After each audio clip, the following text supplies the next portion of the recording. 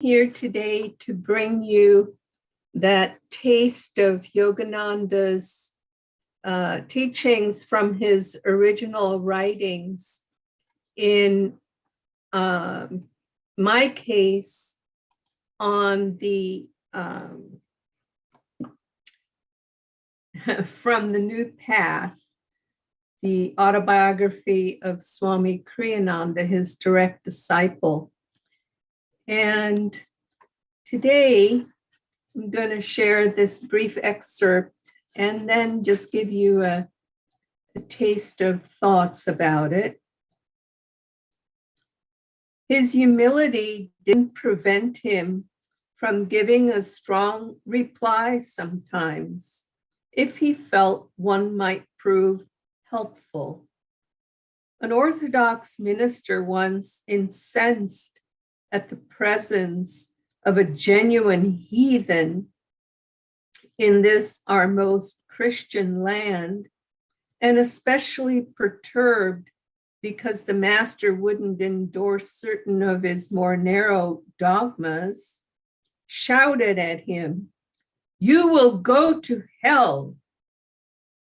The master, seeing the anger that was etched at that moment on the man's face, replied amiably, "Well, I may get there by and by, but you are there already." I really appreciated this because in a way he was showing all of us, myself included, when we have the tendency to step away from controversy. You know, we may be challenged sometimes, and it's just so much easier to back away from the challenge and not get into a controversial situation with another person, adversarial situation. But of course, the key word here is he replied amiably, meaning he was able to give an appropriate response to the anger and ignorance that was hurled at him by this so-called minister. But he, at the same time, was able to be calm and have an appropriate response.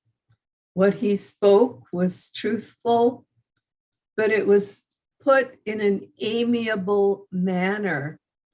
And yet, he didn't shy away from this minister who was trying to back him into a corner. And this tendency that we have, that we may not respond appropriately, and so we don't practice responding at all. I remember years ago being in a situation that was controversial and being challenged by some people to, sort of being incited to speak the truth back to them, and feeling that it was more important to, quote, be harmonious. And this is a tendency that some of us have, I know I have, when I want to avoid that confrontation.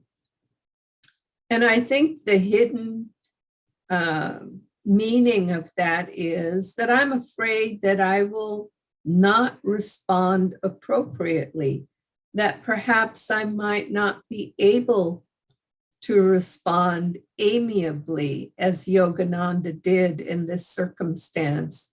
It might incite anger in me. But the truth is, part of that anger or frustration is already there, which is the reason there's a tendency to sort of back away You know, they have that saying that when you're in an emotional situation, count to 10 before you speak. It's actually a pretty wise saying. But what this particular episode is an example of to me, which is it's appropriate to count to 10, but it's also appropriate to stand up when ignorance is being expressed, or untruth, or unkindness, or any number of things that require a response from us in order to stop it in its tracks. Not an angry response, an amiable response, a thoughtful response. And so learning, I find that it's incredibly helpful to have a practice of meditation, because in that way, meditation slows down that reactive process. And in that way, I'm able to hear the words that the other person is saying and perhaps find some truth in it and acknowledge that and move on. Or if I see that it's totally inappropriate or even untruthful, then to stand up for truth. Yogananda used to say that loyalty is the first law of God, and that includes loyalty to truth. So when we hear untruth spoken to us, presented to us, standing up and saying, not calling people liars or calling them names, but just stating what you know the truth to be and standing by it amiably, as he put it so well in this example.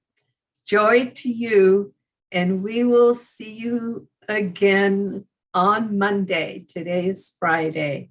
So on Monday, blessings. Bye-bye now.